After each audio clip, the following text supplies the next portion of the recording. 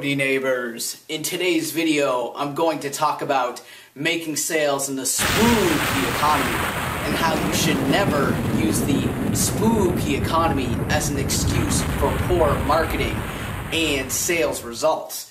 And so today, I'm going to talk about three different mindset tactics or things that you should think about that will help you make sales in today's really spooky economy, but also new economy. And so obviously tying this all into the holiday theme or the Halloween theme that we have coming up here in the next couple of weeks, people do look at the new economy as sort of spooky. And a lot of people use that as an excuse for reasons why they're not having better sales and marketing results. So let's go over these three mindset ideas or tactics and see how we can help you with your marketing and sales. So the first thing to remember is that in this new spooky economy, customers are going to be very critical about pretty much everything they buy. And the mindset is people aren't spending money, consumers aren't spending money, businesses aren't spending money. And honestly, it's not so much necessarily that people aren't spending as much money, they're just being a lot more careful with the money that they're spending. They're going to have a more critical eye on what you're selling. And so it's very important that you think about that when you are going to meetings, going to sales presentations, writing ads or writing sales copy. It's all really important that you realize that people have that mindset a lot more now. And I cover this some in another blog post where I talk about skepticism and how skepticism is through the roof now with consumers and when you're selling business to business.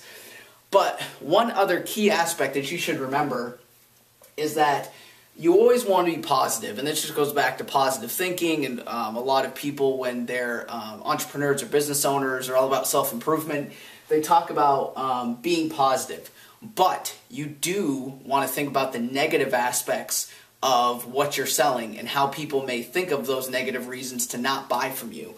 And it's all about being positive from a negative position, which means you are so positive, you want to put yourself in such a positive state of mind and a positive position about what you're selling that you do that through preparation. And by preparation, I mean preparing for all the negative reasons why someone would say no.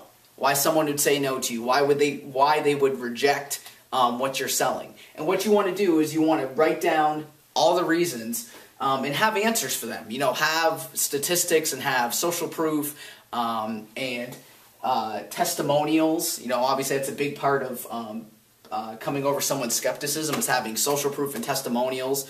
If it's online, then even video testimonials are really powerful.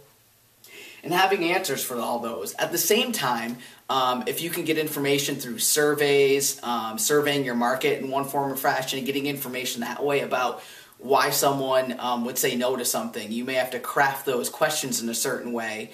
But it's really important that you have all that, especially when you're doing sales copy because you're not in person. You're not going to be able to, off the cuff, when you're talking to someone, maybe come up with an answer to a question or a rejection in your head. You have to have that all planned out ahead of time. And if you miss one or two of those reasons for no in your sales copy, there's a good chance that someone's not going to take action on whatever you're selling or whatever action you're trying to get them to take. So that's number one. Number two is remembering that, and this goes back before whatever, you know, what happened with the global economy and where things are right now and the recession and everything, is that marketing is all about testing and just remembering that there truly are no failures.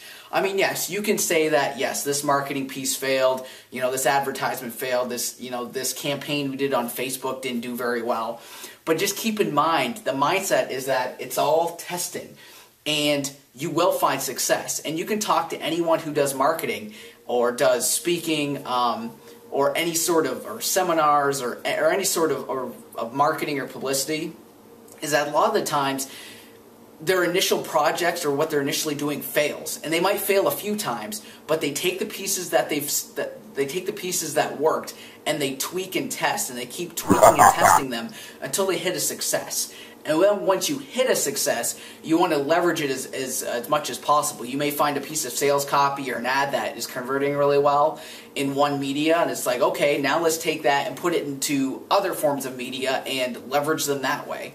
And this really goes back to the background that I have with direct response marketing, which is where you're getting quantifiable results for everything you do, where if you're putting an ad up online somewhere, you know the headline, you know the features and benefits you put in there, you know where it came from, and you know exactly how many people came from that ad, how many people converted, you have all the statistics, so you can continue to tweak and test. Now, I realize with things like social media marketing, that's still a work in progress, and that sort of tracking will never be 100% possible, I don't think.